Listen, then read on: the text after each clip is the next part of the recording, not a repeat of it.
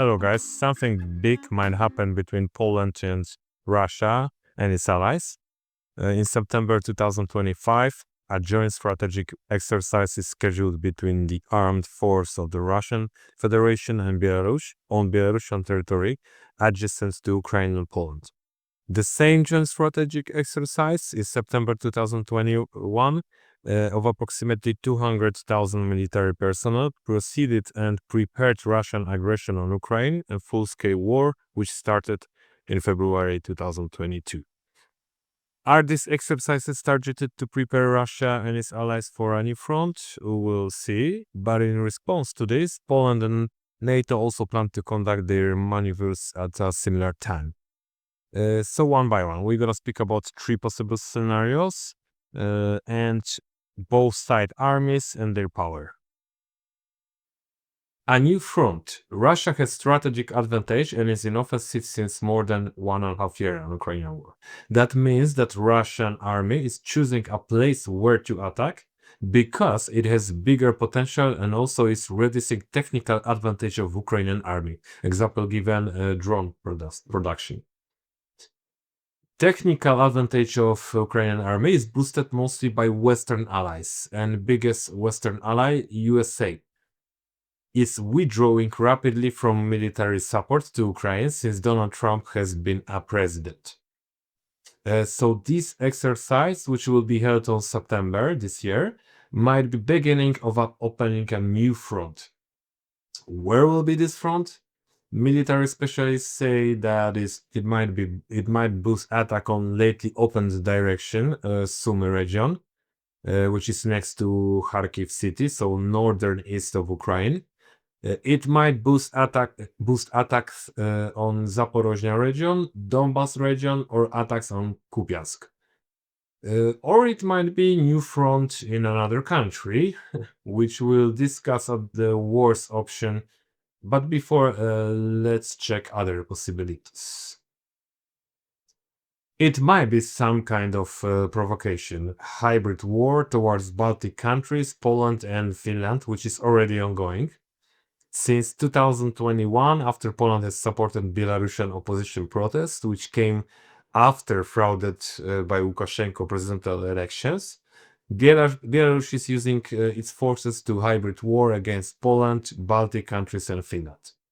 The biggest hybrid attack was launched against Poland, organizing massive illegal immigrant trips from Middle East to Polish border with direction to Germany. At the peak of the crisis in October 2021, over 70,000 attempts of illegal border passing were recorded in Poland. On the border, on Polish border with Belarus, which gives an average of almost 600 per day illegal attempts. These trips were simply paid by immigrants, so these immigrants were not coming from Middle East on their foot to Germany, or to Poland or to Polish-Belarusian border. These trips costed these illegal immigrants around 5 to 10,000 US dollars. There are different data about it. And included flights from their origin country to Belarus, mostly through Turkey, through Istanbul. Poland has responded by constructing a physical barrier along the border, an electronic security system, and deploying additional security forces, including its army forces. The illegal immigrants' influx has lowered, but it didn't disappear. In October 2023, Germany suspended the Schengen Agreement, which ensures Czech-free travel at its borders with Poland. As you hear, the crisis is ongoing and might be easily strengthened by Belarus. Another option is a new country invaded. What will happen if it evolves in the worst option? A new country is invaded by Russia. Suppose Russia invades Poland or any other country from NATO. In that case, NATO countries are obliged to assist each other in self-defense, including the use of armed force against an enemy, to restore and maintain the security of the North Atlantic area. Here, for a while, we have to take Polish perspective on possible common self-defense from NATO members, which Poland would like to believe, but it's actually do not rely on completely. This is why Poland it has proportionally the biggest spend on army in Europe, around almost 5% of GDP. And here are a few facts why Poland is acting like this.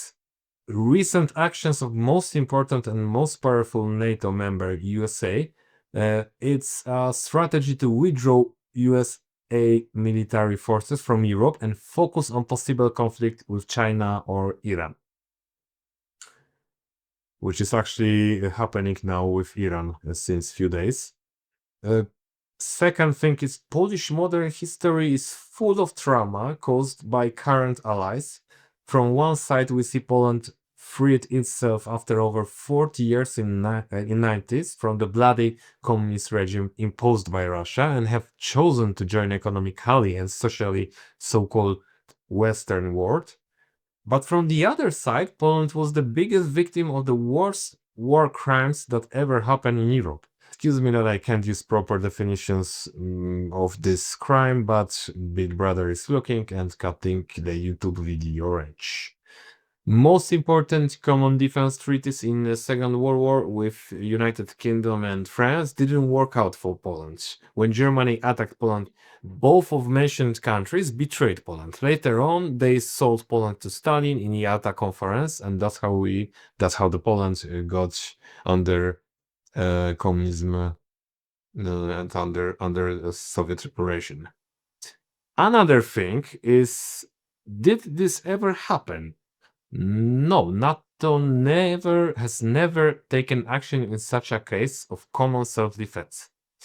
Of course, this doesn't mean that Polish people do not believe in such NATO support in case of Russian aggression, but there is a quite realistic impression among Poles in what state are armies in Europe to self-defense each other or to defense itself, right? So the biggest armies in NATO is European and Turkey, which with Poland actually leading in NATO spends for army in proportion to GDP. Other countries has big potential and advanced weapons, like example given UK, France, Germany, but they are simply not ready for full-scale war and do not do enough to get ready on time when Russia will regenerate from its wounds and losses, which effectively are caused by 1 million Ukrainian, second strongest army in Europe after Russia. NATO specialists say that Russia would be ready and regenerated to start a new war around year 2028. Another thing, and actually last thing, are events which prove a lack of relevant security system in Eastern NATO flank and do not strengthen confidence in NATO Eastern European region. On 2nd 22 April 2023, a Polish citizen found parts of the missile in a forest just a few kilometers from Bydgoszcz, a town in western Poland. It was a Russian cruise missile which flew 500 kilometers over Poland to the west of Poland and crashed in a forest. The missile was CH-55. This is typically fired by Russian long-range bombers, and it was also designed to carry nuclear warheads. But this one had a concrete head, and probably it was used to confuse Ukrainian air defense. So it just flew from Ukraine battlefield to Poland, probably by mistake. But the Polish self-defense didn't work actually, and it flew 500 kilometers over other cities. There was also a tragedy in Poland on November 2023, where a Ukrainian air defense missile fell in Poland around 10 kilometers from the Ukrainian border and killed 2 Polish men. So it fell on Ukraine, from Ukraine to Poland, to Polish territory. There was also sad and dry moment in relations between Ukraine and Poland, as Ukrainian President Zelensky denied that it was a Ukrainian missile, although it was obvious after investigation, and none of the Ukrainian authorities officially pardoned Poland or families of the victims until today. There was only some guys from army saying that, but not officially. So, uh, as I said, it was a bad moment for Polish-Ukrainian relations. Another disturbing event happened actually in Romania, which cooperates with Ukraine to allow its grain trade and transport through Romanian ports in Constanța, Black Sea, as Ukrainian ports are blocked by Russians. Russian drones sometimes are operating and crashing on Romanian territory, and Romanian authorities were very careful and delicate with response to that acts. The Romanian Defense Ministry on in September 2023 categorically denied reports about the falling debris of Russian drones. According to the ministry, Russia's attack never created a direct military threat to the national territorial waters of Romania. But few days later, Romanian president confirmed that it was a serious breach of security.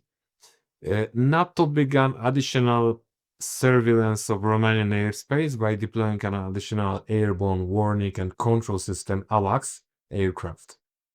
Similar events are happening in other NATO members like Latvia or even Croatia, which is very far from the Ukrainian border. Summing up, NATO eastern flank countries are not ready to secure its airspace, neither by their NATO power, which should be deployed there to secure the safety of NATO members. It's changing, but it's still not ready. And it's third year is going fourth year of the war in Ukraine.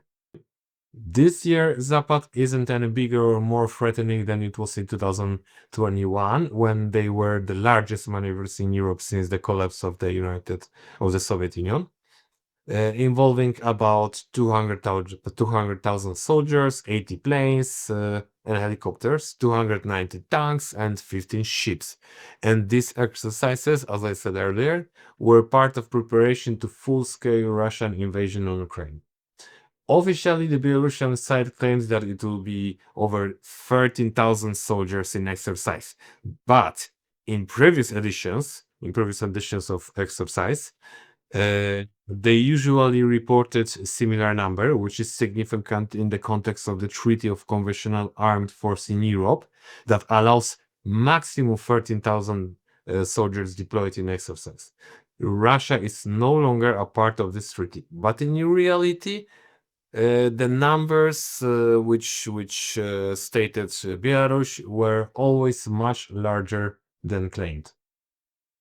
So Belarus uses false numbers.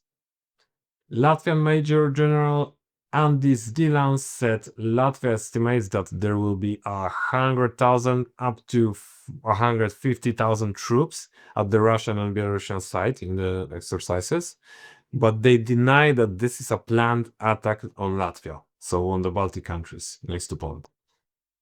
The interior ministries of the Baltic states, Latvia, Lithuania, and Estonia signed a memorandum aimed at promoting regional cooperation in planning the cross-border evacuation of residents, developing joint mass evacuation plans, and ensuring timely exchange of information.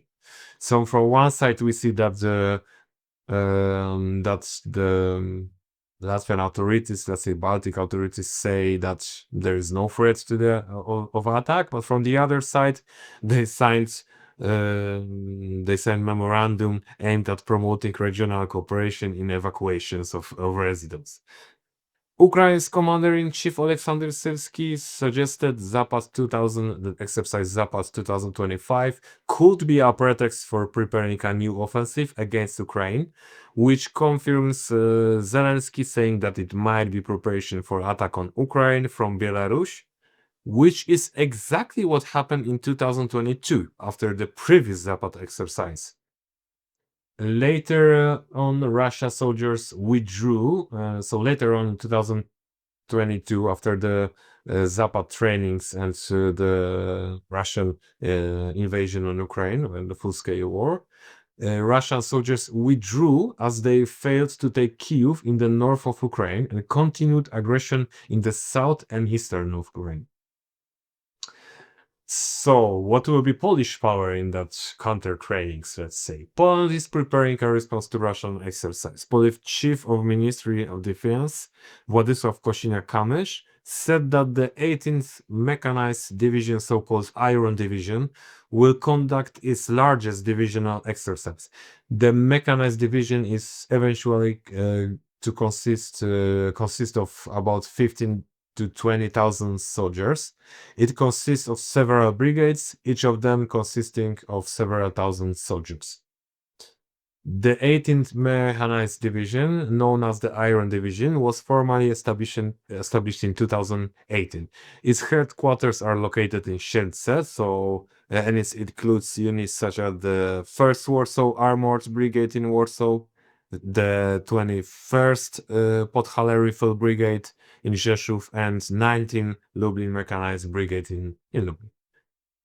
The chief of the general staff of the Polish army, General Wiesław Kukuła, indicated that one of the tasks of the exercise is to check the extent of which the unit of 18th Division, which includes most of the military units deployed east of Warsaw, have already managed to implement systematically delivered modern equipment such as Abrams tanks.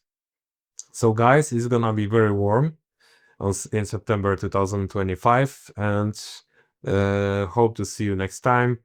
If you didn't subscribe, please subscribe. If you didn't like it, please like it if you are enjoying my videos, and hope to see you and hear you again.